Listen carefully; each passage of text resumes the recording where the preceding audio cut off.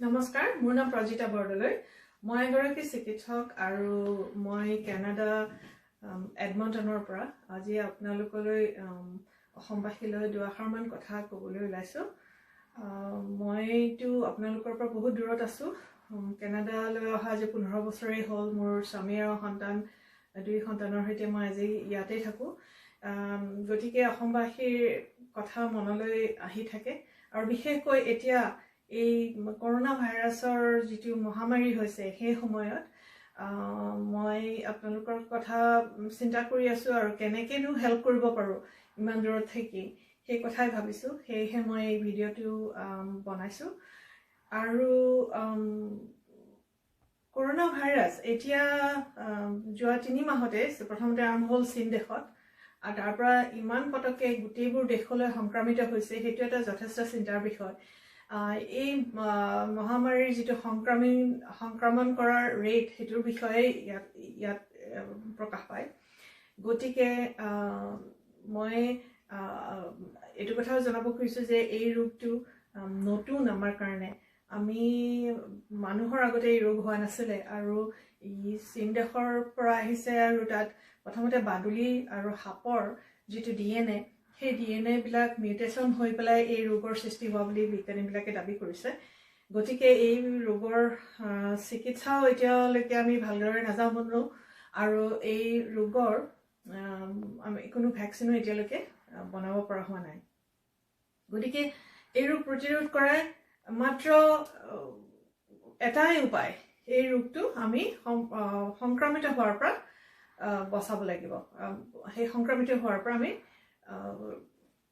বাধা দিব লাগিব। গতিকে আৰু এতিয়া আৰু এটা কথা হৈছে যে যিবিলাক উন্নত দেশ আছে, পৃথিৱীৰ উন্নত বুলি দাবী কৰা দেশ আছে, সেই দেশবোৰে আজি এই ৰোগ প্ৰতিৰোধ কৰিবলৈ সক্ষম হোৱা নাই। গতিকে ভাবকচোন, আমাৰ দেশত যদি এই ৰোগটো যায় আমি কেনেদৰে ইয়াত মুখামুখি হ'ম। গতিকে মই ৰাইজলৈ গুহাৰি জনাইছোঁ, আপোনালোক সকলোৱে সাৱধানে থাকক আৰু চৰকাৰে যিবিলাক আপোনালোকক উপদেশ দিছে সেইবোৰ মানি চলক। এই ক্ষেত্ৰত অসম আৰু ভাৰত চৰকাৰে যিমানখিনি ব্যৱস্থা লৈছে সেইখিনি সঁচাকৈ শলাগ ল'বলগীয়া। এনিৱেজ, প্ৰথমতে আমি বেমাৰটোৰ কথা কৈ লওঁ যে যিহেতু এই ভাইৰাছটো নতুন, ইয়াক আমি অলমষ্ট এটা শত্ৰুৰ ৰূপত চাব লাগিব, এটা দেখা নোপোৱা শত্ৰু। আৰু এই ভাইৰাছটো যিহেতু নতুন, তাৰ বিষয়ে আমি বৰ বেছি নাজানো, কিন্তু আমি এইটো কথা জানো যে ভাইৰাছটো কেনেকৈ স্প্ৰেড হয় আৰু ক'ত জীয়াই থাকে। আমি প্ৰথম কথাটো জানো যে ভাইৰাছটো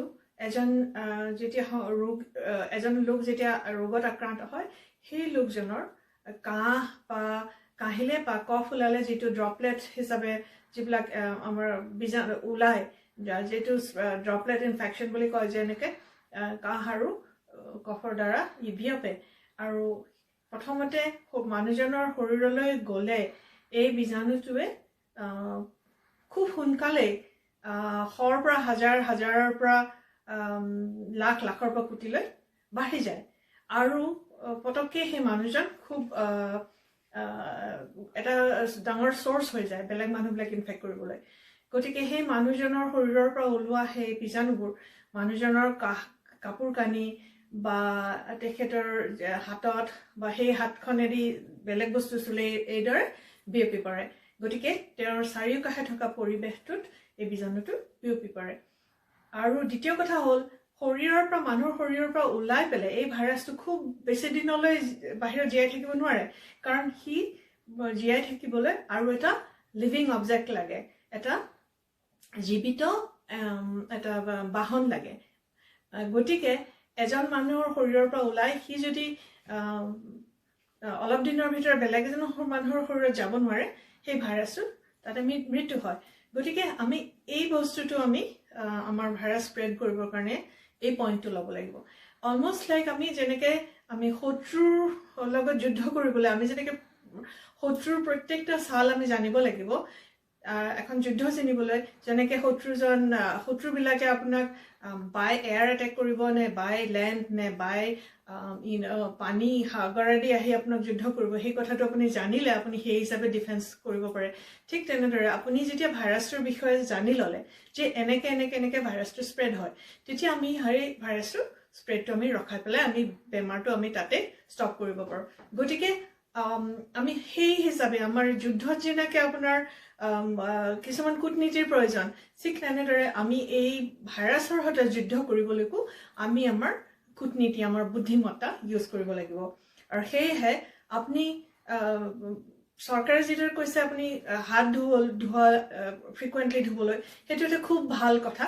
কাৰণ আপুনি যেতিয়া এনেকৈ যদি আপুনি ইনফেক্টেড এখন ছাৰ্ফেচ চলে বা এজন ইনফেক্টেড হোৱা মানুহৰ লগত হাত মিলালে বা তেখেতৰ কাপোৰ চুলেখন ধৰিলে বা কিবা কাৰণে তেখেতৰ ওচৰত বহিলে, তেনেকৈ আপোনাৰ হাতত আহিলে আৰু আপোনাৰ হাতৰ পৰা খুব কম সময়ৰ ভিতৰতে আপোনাৰ মুখেদি বা চকু বা এনেকুৱা থ্ৰুৱেদি যিবিলাক আপোনাৰ ৱেট ছাৰ্ফেচ থাকে তাৰ মাজেদি ই আপোনাৰ শৰীৰত প্ৰৱেশ কৰিলে, আকৌ লগে লগে সি বহুত সংখ্যক বৃদ্ধি হৈ গ'ল। এইদৰে সি এটা শৰীৰৰ পৰা এজন শৰীৰৰ পৰা আন এজনৰ শৰীৰলৈ খুব কম সময়ত বিয়পি পৰিব পাৰে।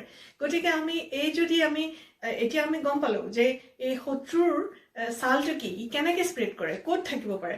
গতিকে আমি জনাৰ লগে লগে আমি তাক প্ৰতিৰোধ কৰিবলৈ আমি মানসিকভাৱে আমি প্ৰস্তুত হ'ব পাৰোঁ।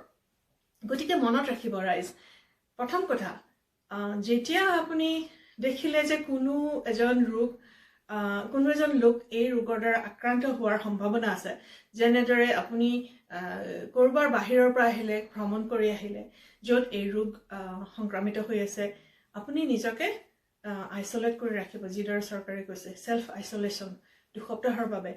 দ্বিতীয়তে, যদি আপোনাৰ গাত তেনেধৰণৰ কিবা চিমটম আহে, যেনেকৈ কাহ পানী লগা, চৰ্দি আৰু জ্বৰ, তাৰপিছত নিউমনিয়াৰ নিচিনা চিমটমবিলাক আহে, আপুনি ছেল্ফ আইচলেট কৰিব।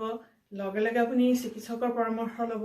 আৰু এই ক্ষেত্ৰত কিন্তু এটা কথা কোৱা হৈছে যে আপুনি হস্পিটেললৈ পটককৈ যাব নালাগে। আপুনি এইবুলি কোৱা হয় ইয়াতে, কাৰণ আপুনি অলৰেডি ইনফেক্টেড মানুহ, আপুনি যদি হস্পিটেললৈ আহে বা ডাঙৰ ক্ৰাউডেড জেগালৈ যায়, তাত আপুনি আকৌ বেলেগ লোকক সংক্ৰামিত কৰাৰ সম্ভাৱনা থাকে। সেয়েহে আপুনি যিমান পাৰে কম মানুহৰ কণ্টেক্টত আহি আপুনি নিজৰ চিকিৎসকৰ লগত কথা পাতিব পাৰে ফোনত বা তেখেতসকলক গৈ লগ ধৰক, কিন্তু যিমান পাৰে কম মানুহ থকা জেগালৈ যাব। আৰু দ্বিতীয়তে, আপোনাৰ ফ্ৰিকুৱেণ্টলি হেণ্ড ৱাশ্বিং। গতিকে কোনো লোকে যদি আপোনাৰ কণ্টেক্টত আহিলে বা আপুনি কোনোবা সম্ভাৱিত ৰোগীৰ ওচৰলৈ যাব লগা হ'ল, আপুনি প্ৰথম কথা নোযোৱাই ভাল। দ্বিতীয় কথা, যদি আপুনি গম পালে যে কিজানি তেওঁৰ বেমাৰ হৈ থাকিব পাৰে, আপুনি প্ৰত্যেকটা প্ৰিকশ্যন ল'ব, সেই কথাটো ভাবি যে ভাইৰাছটোৱে কেনেকৈ ট্ৰেভেল কৰিব পাৰে। আৰু এটা কথা হৈছে যে যিসকল ইমিউনো কম্প্ৰমাইজ মানুহ, অৰ্থাৎ যিসকল লোকৰ ধৰক ডায়েবেটিছ আছে বা তেওঁলোকে কেঞ্চাৰৰ ট্ৰিটমেণ্টত আছে বা তেওঁলোকৰ কিডনি ট্ৰান্সপ্লাণ্ট হৈছে, লিভাৰ ট্ৰান্সপ্লাণ্ট হৈছে, এনেকুৱা ধৰণৰ লোকসকলৰ ইমিউনিটিটো কম থাকে, ৰোগ প্ৰতিৰোধ কৰাৰ ক্ষমতাটো কম থাকে। সেয়েহে সেইসকল লোকে আৰু বিশেষ ধৰণে তেওঁলোকৰ প্ৰতিৰোধ ব্যৱস্থাটো ল'ব লাগে। আৰু বয়সস্থ লোকসকলৰো একেটাই কথা, তেওঁলোকে সাৱধানে থাকিব লাগে। তেওঁলোকৰ যিহেতু ৰোগ প্ৰতিৰোধৰ ক্ষমতাটো কম, সেয়েহে তেওঁলোকে পৰাপক্ষত সাৱধানে থাকিব লাগে, বাহিৰ ওলাই যাব নালাগে। এই সময়তো বাহিৰলৈ দৰকাৰ নহ'লে কোনো মানুহে যোৱা উচিত নহয়। যিমান পাৰে ঘৰৰ পৰাই কামবোৰ কৰিবলৈ ব্যৱস্থা কৰিব পাৰে। আৰু ডিষ্টেঞ্চটো মেইনটেইন কৰিব। আমাৰ ইয়াতো কৈছে যে 2 মিটাৰ ডিষ্টেঞ্চ মেইনটেইন কৰি থাকিব লাগে। যেতিয়া সাঁচিয়ালে আপুনি 2 মিটাৰতকৈ দূৰলৈতো সাঁচিব নোৱাৰে, গতিকে সিমানখিনি আপুনি এটা ডিষ্টেঞ্চ মেইনটেইন কৰিব লাগে বুলি ইয়াত কৈছে কেনেডাত। আৰু ইয়াতো আপোনাৰ মল চলবিলাকতো আপোনাৰ কৈছে মেক্সিমাম 50 জনতকৈ বেছি মানুহ কোনো জেগাত গোট খাব নালাগে। আৰু ৰাইজে বহুত জেগাত বন্ধ কৰি দিছে, জিমবিলাক বন্ধ কৰিছে কিছুমান জেগাত, চিনেমা হলবিলাকতো চব জেগাতে বন্ধ কৰি দিছে। আৰু তেনেকৈ স্কুল কলেজবোৰ বন্ধ কৰি দিয়া হৈছে আজি 2 সপ্তাহৰ পৰা। তেনেকৈ কিছুমান ষ্টুডেণ্টবিলাকে, ইউনিভাৰ্চিটিবিলাকে অনলাইন পঢ়া শুনা কৰি আছে। আৰু তেনেকে বহুত লোকে ঘৰৰ পৰা কম্পিউটাৰৰ জৰিয়তে কাম কৰিছে যিবিলাকে কৰিব পাৰে আৰু তাৰ মাজতো কিছুমান সৈনিক আছে আমি যেনেকে যিবিলাক মানুহে ঘৰৰ পৰা কাম কৰিব নোৱাৰে সেইবোৰে সৈনিক বুলি কৈছো যেনেকে আপোনাৰ গ্ৰচাৰী ষ্টৰৰ কাম কৰা মানুহ দৈনিক সেৱাৰ কাম কৰা মানুহ তেওঁলোকেতো যাবই লাগিব কাৰণ কামত নাৰ্ছ ডক্টৰবিলাকেও গৈ থাকে আমি গৈ আছো গতিকে আমি সাৱধানতা মেইনটেইন কৰি আছো আমি যাতে সেই ডিজিজটোৰ কেৰিয়াৰ নহওঁ বা নিজকে এক্সপ'জ যিমান পাৰো কৰিব নলগা হয় সেই ব্যৱস্থাটো আমি কৰি আছো গতিকে ইমানখিনিকে কৈ মই আৰু এটা কথা মনত পৰিছে এতিয়া আমাৰ বাপতি সাহোন ৰঙালী বিহু আহি আছে আৰু কেইসপ্তাহমানৰ পিছতে আৰু সেই বিহুৰ কথা ভাবি যদি বিহুৰ কথা মইতো নাজানো কেনেকুৱা হ'বগে কিন্তু এটা কথাই কওঁ কোনোবা যদি ভাবিছে বিহুৰ কথা প্লেন কৰিছে সেইখিনি সময়তে কৰোনাৰ কথাও যাতে সমানে মনত ৰাখে আৰু যাতে ফাৰ্ষ্ট প্ৰায়ৰিটি এই ডিজিজ প্ৰিভেনশ্যনটো কৰে দেহা থাকিলেহে বেহা গতিকে আমি দেহাৰ যত্ন ল'ব লাগিব আমাৰ মানৱ সমাজৰ যিটো দায়িত্ব আছে সেইটো কৰিব লাগিব সামাজিক দায়িত্ববোধ পালন কৰিব লাগিব আৰু ব্যক্তিগত খণ্ডত আমি যদি প্ৰত্যেকে সঘনাই হাত ধুওঁ আমাৰ যিখিনি পৰিষ্কাৰ পৰিচ্ছন্নতা আছে সেইখিনি আমি পালন কৰোঁ আৰু যেনেকে আমি বাহিৰলৈ গ'লো বাহিৰত জোতা চেণ্ডেল খুলি আহিলো কাপোৰ বাহিৰৰ পৰা পিন্ধি অহা কাপোৰ যদি আপুনি দেখিছে যে আপুনি কোনোবা ওচৰ এনেকুৱা জেগাত গ'ল য'ত আপোনাৰ কাপোৰত কিবা লাগি অহাৰ সম্ভাৱনা আছে কাপোৰ কানিবোৰ চেঞ্জ কৰি চাফ চিকুণ কৰি ঘৰত আহিলে গতিকে সেইবিলাক সাৱধানতা মেইনটেইন কৰিব লাগে আৰু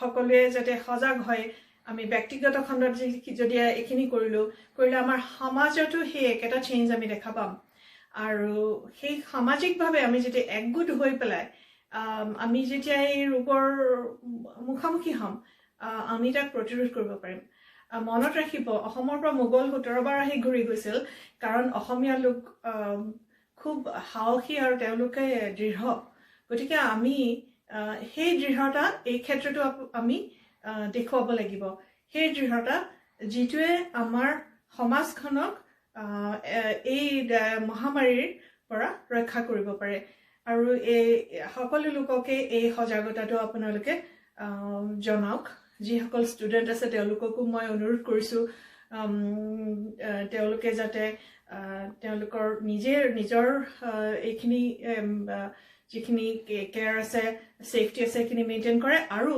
পাৰিলে যিমান পাৰে আন লোকক এই কথাটো তেওঁলোকে স্প্ৰেড কৰে জনায় ইয়াকে কৈ মই সকলোকে ধন্যবাদ জনালোঁ